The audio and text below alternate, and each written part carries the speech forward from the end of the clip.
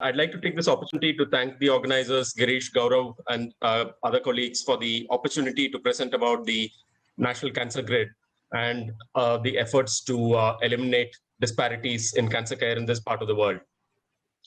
So the story of the National Cancer Grid started with this heat map of patients who visited the Tata Memorial Center over a 6-month period. So what we did was to geotag the residential addresses of 75,000 patients who visited the Tata Memorial Center over a 6-month period. And for those of you who are not sure of where we are located, this black dot here represents Mumbai, which is where the Tata Memorial is located. So this density of patients that you see in and around from the state of Maharashtra is probably understandable. Whereas the large density of patients who come into us, see us from the patients from the regions of northern, eastern, and northeast India is something that is quite sobering. In addition, when we started this, which was in 2012, we had an incidence of 1 million new patients with cancer annually. And it was projected to almost double in just under 2.5 decades. We also did a study to look at geographic inequities in cancer care. And when we saw the quite skewed resources that were available in southern and western India as compared to the other parts of the country, this adds to the challenges. We all are aware of the abysmally low public healthcare expenditure that is made in healthcare expenditure in India. So overall, just 1.5% of the GDP is spent from public healthcare on public healthcare, and the vast majority of public healthcare expenses are met from out-of-pocket expenses from households. There's also an Ernst & Young report which looked at the gap in resources that was available, and they looked at various metrics like the total number of comprehensive cancer centers that were available and the trained manpower. And as you can see from these numbers, compared to the estimated requirement, the existing requirements were less than half of what was required. And just to put this in perspective, we are sister institutions with the MD Anderson Cancer Center. We are remarkably similar in several aspects. We see almost the same number of new patients annually. And while the MD Anderson has 1,700 physicians and researchers, we just have 188. So we were faced with this particularly distressing problem of having to counter many aspects of disparities and how to offer better access to care.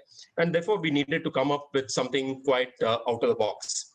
So in 2012, the government of India, through the Tata Memorial Center, funded an effort to create, to establish a network of cancer centers, existing cancer centers across the country, with an effort to try and have uniform standards of care.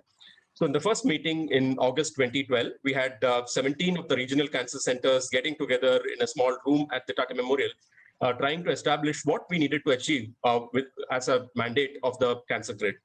9 years later, we've grown to over 236 cancer centers. We've expanded the scope of membership to include research institutions, patient groups, charitable organizations, and professional societies, practically all stakeholders involved in cancer care in the country.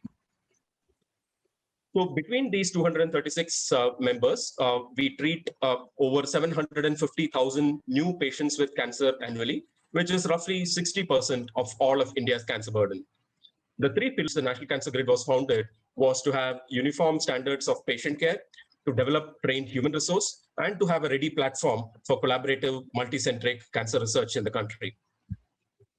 So one of the first few areas was that we worked on between 2012 and 2014 was to have a gap analysis so that we could understand what the strengths and weaknesses of our network was.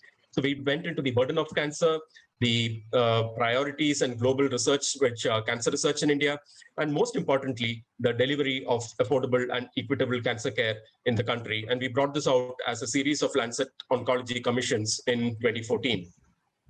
One of the first areas that we worked on was to have uniform consensus treatment guidelines, which we again brought out in 2017.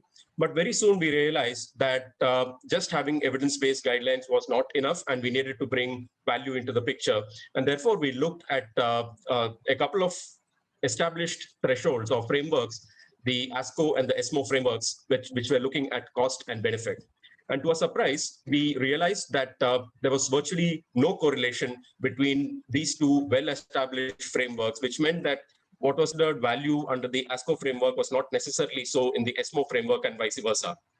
But more surprisingly, what we realized was that there was no direct correlation between the cost of a drug and the actual value benefit that it brought.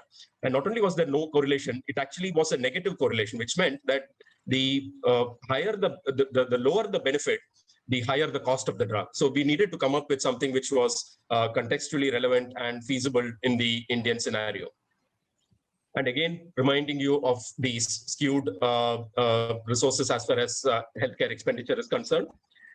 So we came up as a first step to identify existing practices which were either low value or harmful. And for those of you who are not familiar with the Choosing Wisely campaign, this is an effort which arose out of the US and Canada. It's an organization called Choosing Wisely, which looks at identifying existing practices which are common but are of either low value or and should be avoided in various aspects of healthcare. And we have separate Choosing Wisely lists for various specialties. So we established the Choosing Wisely India for Cancer, wherein we identified 10 common practices which were prevalent but considered low value or actually harmful. As an extension of this, we worked towards the creation of the resource stratified guidelines, wherein 250 of India's top oncologists and many of the audience that are currently here from pediatrics were part of this national effort to create resource stratified guidelines, which are currently online now and have been adopted by the Ayushman Bharat as a prerequisite for reimbursement under the Ayushman Bharat scheme.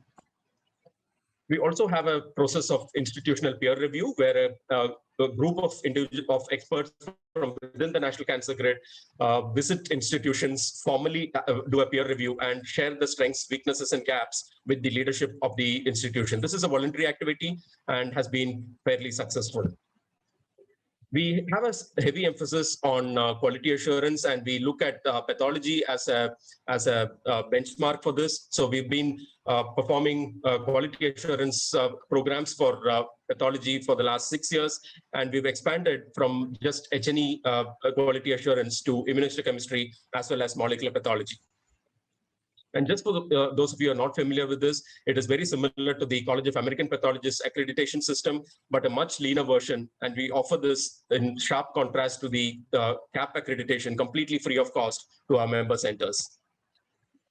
We know the importance of having an expert second opinion, but many patients with cancer find it difficult to reach an expert center. So we offer this online web-based system wherein patients upload their reports in whatever format, including DICOM images, pathology images, and so on, onto a secure website, which is then converted to a structured format and shared with experts within the National Cancer Grid, who then offer an expert opinion. And all of what that I described happens in a median turnaround time of just 24 hours. We know the benefits of going through a multidisciplinary team approach for cancer management, but some of the smaller centers within the National Cancer Grid lack the bandwidth to be able to have specialty-based multidisciplinary teams. So we leverage technology by having a web-based virtual tumor board, which preceded COVID by many years. We've been doing this for close to 5 years now. And over 600 such tumor boards have been held, where complex cases are discussed amongst experts within the group. And at any given point of time, between 25 to 40 centers log in, between 120 to 150 experts log in to provide expert opinion on patients with cancer. So we leverage the fact that we are a large group to negotiate with publishers. So we've been able to negotiate hard bargains with journal publishers to offer access to cancer journals at a fraction of the cost that centers would otherwise have to pay. So we again offer the service free of cost to government and charitable organizations. And this is thanks to the fact that we've been able to get close to 90% discounts on library subscriptions for cancer journals. Again, the fact that we have a large group means that we can pool in resources through a discovery tool to share journal and textbook resources across the member organizations. We have a massive open online course, the NCG MOOCs system on this portal, wherein several courses in oncology and more recently on COVID and cancer are hosted. So that, again, this offers an opportunity for continuing medical education for member centers and partners. We know the challenges of traveling long distances in a country like India. And for those of you who are unaware of the difficulty in traveling in northeastern India, a journey of just a couple of 100 kilometers in northeast India could easily be 6 to 8 hours. So instead of expecting professional oncologists from northeast India to travel to cities like Mumbai, Delhi, Kolkata, and Chennai to access continuing medical education, we flipped the system around and we sent a group of experts to train individuals, and we started this. So research is fundamental to the working of the National Cancer Grid, as I mentioned earlier. So the National Cancer Grid funds clinical research in cancer, provided these criteria are met. First, it needs to be a multicentric collaboration. We do not fund single center studies. The cancer being studied has to be something that is common or unique to the country. The intervention that is being tested has to be something which is cost effective, which means that if the research proves this to be efficacious, it can be readily implementable. All researchers funded under the National Cancer Grid have to commit to share data. And increasingly over the last few years, we've insisted that public and patient involvement should be an integral part of the development of the study protocol. So we also have systematic efforts at identifying gaps in evidence and focusing our efforts on specific areas in cancer research. And this overall effort is called the National Cancer Research Initiative. Knowing the pain points of researchers conducting research in the country, which is the lack of protected time, we have an NCG Clinical Contract Research Organization, which statistics, regulatory submissions, and in the case of multicentric studies, helping with contracts, insurance, and so on, and as well as monitoring. Workshop is something that we run annually.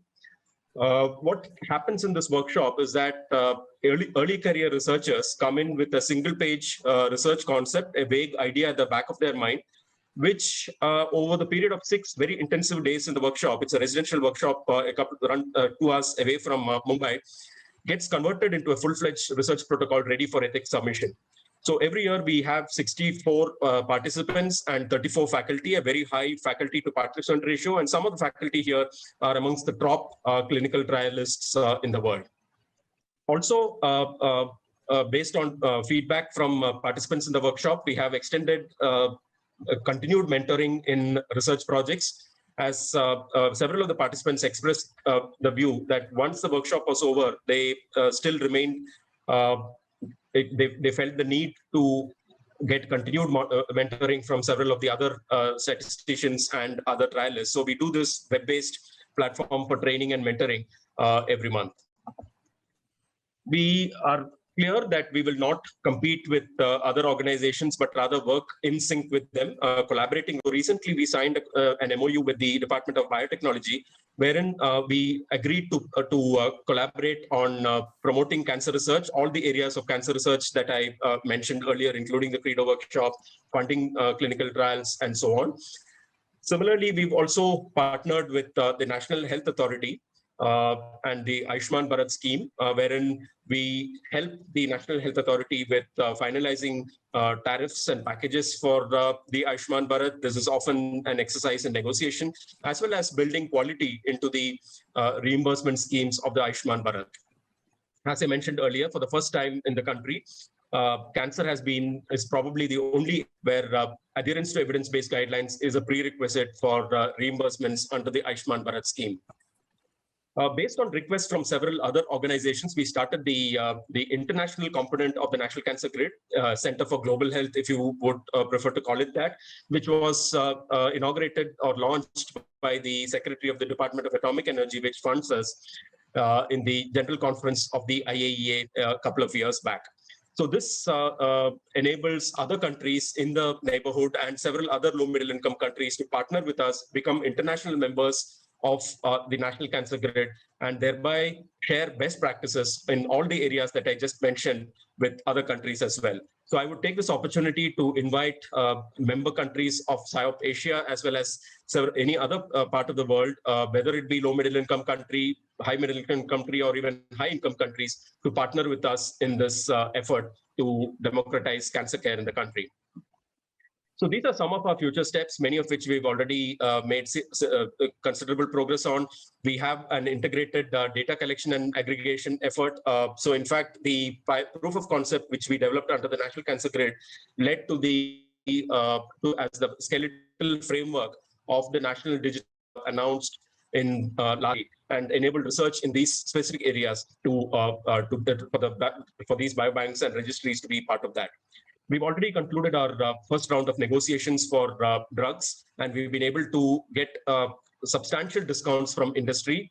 Some of the drugs which are now available to NCG centers at 30 to 40% of what the MRP would be.